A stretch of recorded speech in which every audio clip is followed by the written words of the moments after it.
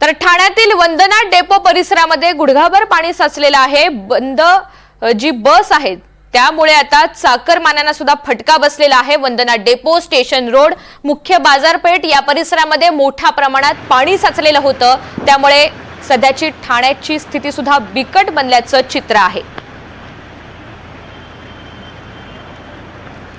तर ठाण्यामधील वंदना डेपो परिसरामध्ये गुडघाभर पाणी साचलेलं आहे। हा संपूर्ण परिसर पाण्याने व्यापून गेलेला आहे। बस बंद पडल्यामुळे आता प्रवाशांना याचा जोरदार फटका बसल्याचं चित्र आहे। वंदना डेपो असेल, स्टेशन रोड परिसर असेल आणि मुख्य बाजारपेठ असेल, या परिसरामध्ये मोठ्या प्रमाणात पाणी साचलेलं आहे। पाण्याचा निचरा होण्यास प्रचंड वेळ लागतोय, विलंब लागतोय आणि याच पाण्यामधून बसेस पुढे जाताना जरी पाहायला मिळत असल्या तरी सुद्धा काही मार्ग हे बंद झाल्यामुळे याचा थेट फटका आता नागरिकांना सहन करावा लागतोय।